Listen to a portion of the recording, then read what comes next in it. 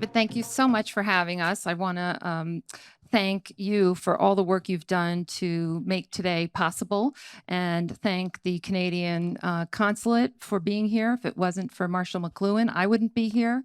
And very quickly, I want to tell you that after years of studying and reporting on mental health and on how media shapes human experience, and after having the experience of trying to raise my 3 sons into healthy, well-adjusted people, I was concerned enough about today's media environment to actually start a nonprofit called Get Media Savvy. And it's an organization that's working to raise awareness of the critical importance of the media environment in human and civic health. And Sherry Turkle, who basically needs no introduction, has been so generous in being a founding advisor to that work, giving me her time, giving us her time today. And so I want to thank you for your willingness to be here today. My pleasure. So Really, my pleasure. thank you. Before we talk about Get Media Savvy, though, I want to back up and help everybody understand why we're here. And you've long made your home at MIT, a place that's known throughout the world for tech innovation, and yet you are a psychologist.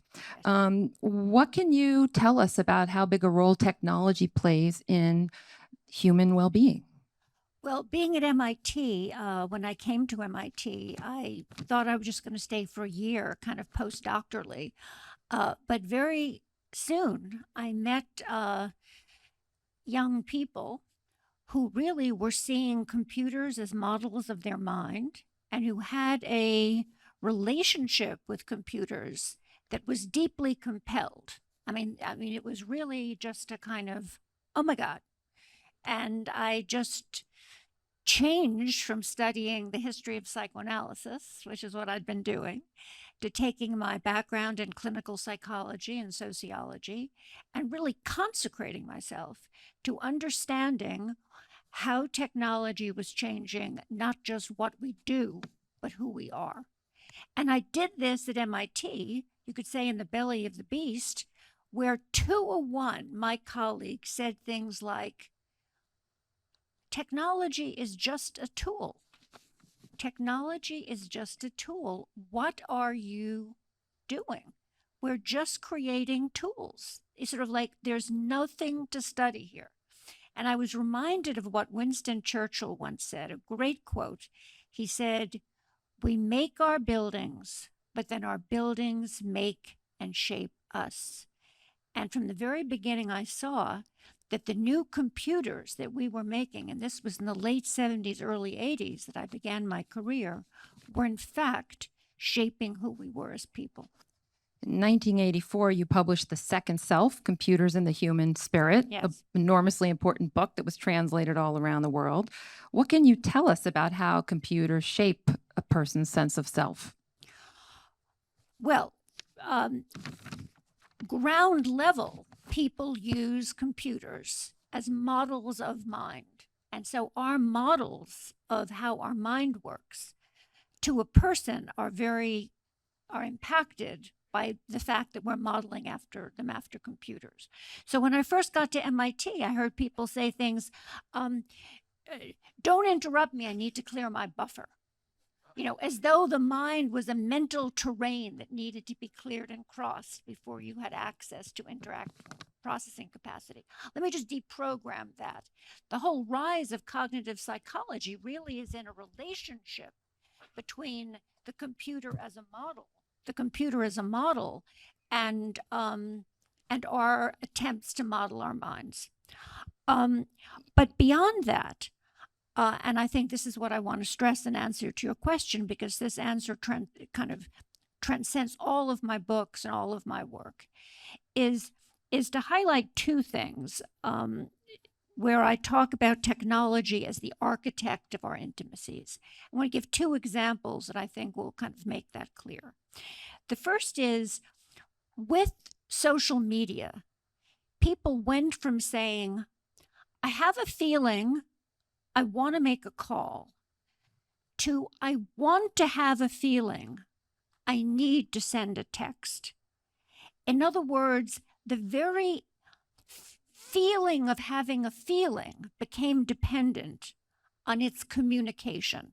And that's something I studied very closely. So Yeah. I mean, in 1997, when your next book came out, yeah, I was sitting on Neil Postman's couch at NYU studying yeah, for a degree in media ecology. And media ecology was Neil's way of trying to help people understand right, that the media we use and our forms of communication shape not only our individual perception and experience of the world, but as a result of that, our entire society. So that the changes in our methods of communication aren't just additive, but they're ecological. Everything in the society changes. right, right. So so that's why I'm sort of skipping ahead from the second self studied how the computer changed our notions of what was alive and not alive. By the time I wrote Alone Together and Life on the Screen and became involved with Neil Postman and his group, we were talking about how the computer changed notions of sociability and self. The second example I wanted to give, because I think these two examples kind of make the point, is now we have an incapacity for solitude. And I think that along with this change in I want to have a feeling I need to send a text, which is this need for an other in order to even feel your feelings, has come real difficulties with solitude. And if you can't be alone, you can't really form relationships because it's the capacity to be alone, it's the capacity to gather yourself unto yourself that allows you to then reach out to another person and see them as an other and have true reciprocity. And I think those two things which digital technology has brought us, not meaning to, this isn't why digital technology came into being, shows the profundity of this technology as something that affects the self. That's why to all those people who say technology is just a tool, I say no, it's an intimate machine. And it being an intimate machine is really, where our work began to come together. In 2006, Facebook became available to the general public. In just 2 years, 100 million people were using it. By the end of 2010, it was over 600 million. And in that year, I wrote a story for the New York Times about how children's experience of growing up was changing because of their parents' phone addiction. And I contacted you at that time because you were Yes. doing research and ethnography to begin to look at, what it means to be alone together. Not long after that, I wrote a story about social media and suicide on college campuses because we began to see an increase in suicide rates, and many of these young people were dying after having social media accounts that showed that everything was wonderful and happy. And so what I want to ask you about is if you can just go a little deeper about the formation of the self, this formation of identity and relationships, and sort of why is human to human contact, interpersonal contact, relationships so important in human well-being? Well, great question. Let me answer it by stepping back one step and saying that one of the effects of social media and that I saw in Alone Together and Life on the Screen and Reclaiming Conversation in the arc of these books that began to study the computer once connected, that really leads directly to your work, is that people developed a sense of vulnerability about face-to-face communication, about being themselves as opposed to being able to curate their avatar and present sort of their best face, photoshopped and some kind of shopped and smoothed out and better. And this vulnerability about the face-to-face really is at the heart of so many of our current difficulties. Because right now, I just came from 3 days at a conference where people are developing avatars that will show pretend intimacy, artificial intimacy. And people seem to be okay with a chatbot that really just shows artificial intimacy because they're so fearful about the face-to-face and the resistance and the difficulty. Actual messy human relationships. Yes, of actual human relationships. And I think that, it didn't happen overnight, but you just became accustomed to a kind of cleaned up, smoother version of social life where you could just turn it off, or where you could tweak it or edit it. And people just started to feel, I'm more comfortable with this than I am with face-to-face. And I apologize that we're moving so quickly. We don't have a lot of time, and we have decades of research to cover. We have decades of research we're trying to cover for you guys. We have this long relationship that we're trying to squeeze into like 20 minutes. There's a lot of work here. But the next story I wrote on this subject was actually one of the worst things I've ever written in my life. But I noticed the data showed that suicide was increasing not among college students or teenagers, but among tweens. These are children as young as 10. And right now, I'm embarrassed to tell our Canadian neighbors, in the United States of America, 10-year-olds are more likely to die at their own hands than from any disease or birth defect or cancer. And that is so shocking to me. I've said that statistic hundreds of times. It still gives me chills. And as a parent, to see that the American Academy of Pediatrics declared a national emergency in youth mental health, I said, Houston, we have a problem.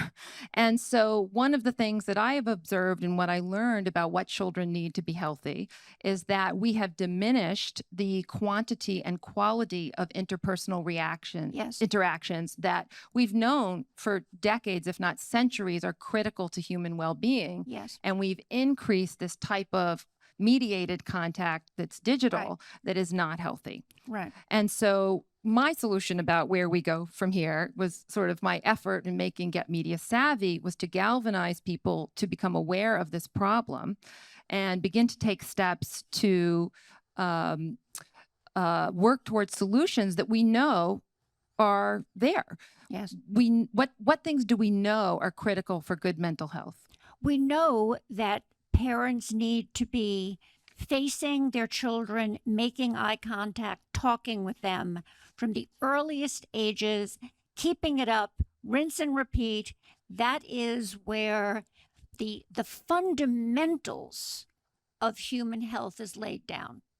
Every time you give a child a screen, no matter how compelling that screen is, you're losing an opportunity to make that happen.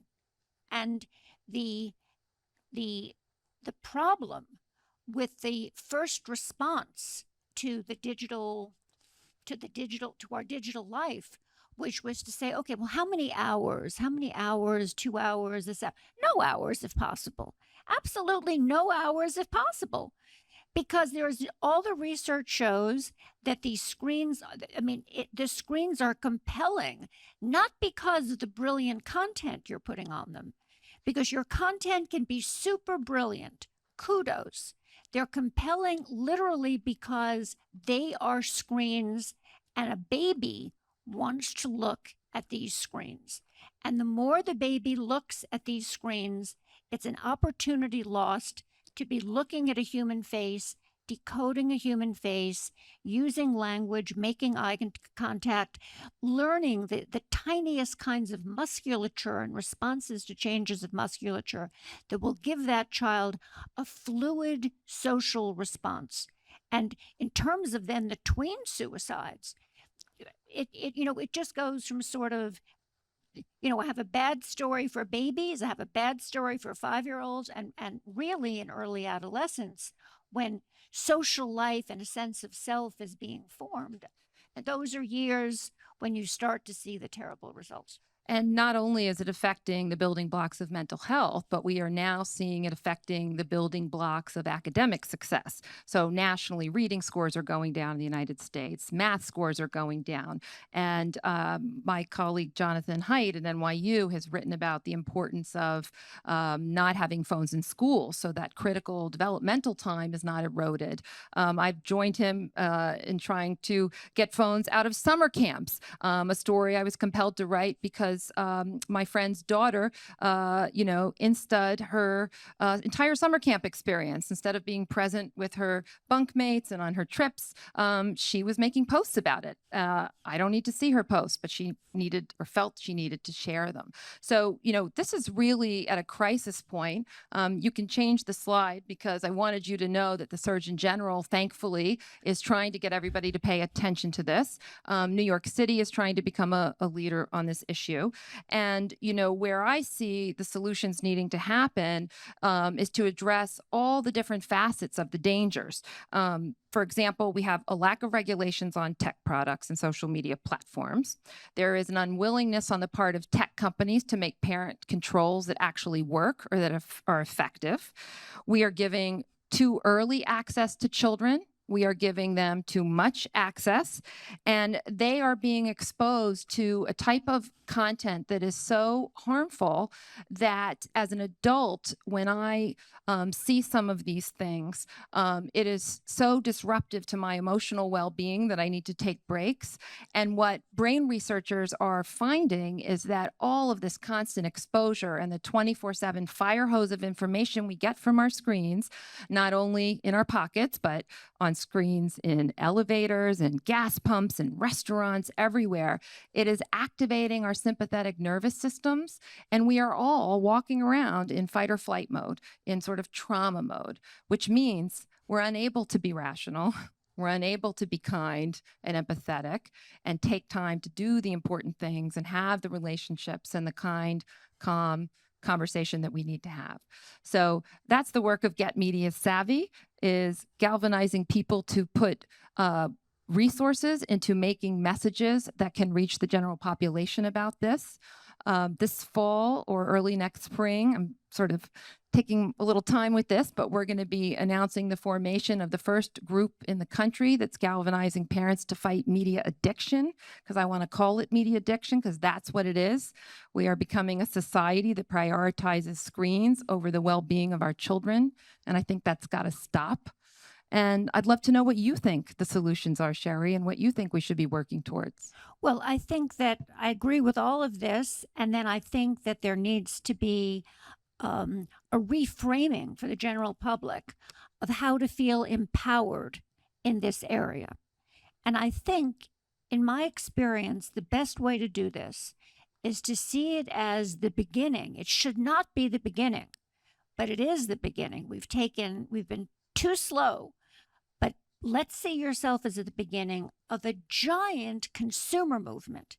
You basically are being sold harmful products, harmful to you as adults, harmful to your children. And there's been a kind of feeling of, well, technology will have its way. What technology wants, technology will get. It's this just a tool. Language persists. And we're at the point, and it's the thing that I'm studying now, where people are losing a capacity for empathy because they are receiving so much pretend empathy from what they get on screens that sort of feels comforting. This kind of continual positive messaging and yes, yes, and you're great and go on, that they're forgetting what real empathy is, which is another human being listening to you, understanding you, having skin in the game, and caring about you. And too much screen time deadens us to the importance of that. So what I think is that academics and policymakers and journalists and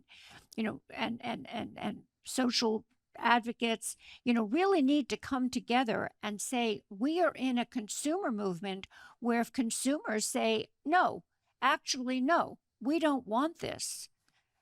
It's what technology wants. It is not what we want. Even though it's going to be a very long fight, I believe it's a fight that we're going to win because the damages, the harms are just too great. I think of it as a break the glass moment where it's time to break the glass and to say it really is now or never. You've been a leader in trying to help us keep tech humane for decades. I want to thank you for that. I want to invite everybody to be part of this fight. I have a piece coming out tomorrow in Fast Company that makes the argument that the Luddites maybe weren't rubes, maybe they were sages. And maybe it's time for us to make a choice and say, you know what is more important to us? Is it our humanity? Are we going to have some boundaries to protect certain parts of our humanness? What does that look like? Is intimacy something that we believe should be human? And empathy. And empathy and relationships and kindness and also childhood. I want to protect childhood. So how are we on time? I think that about wraps. Oh, we have. Oh, good. Okay. So now I get to ask Sherry about her upcoming book. Can you drop a little detail about the book you have in the works? Yes. Well, I'm writing a book on artificial intimacy, which are all these chatbots and robots that want to be your friend, want to be your companion. It, of course, starts with children and elders first.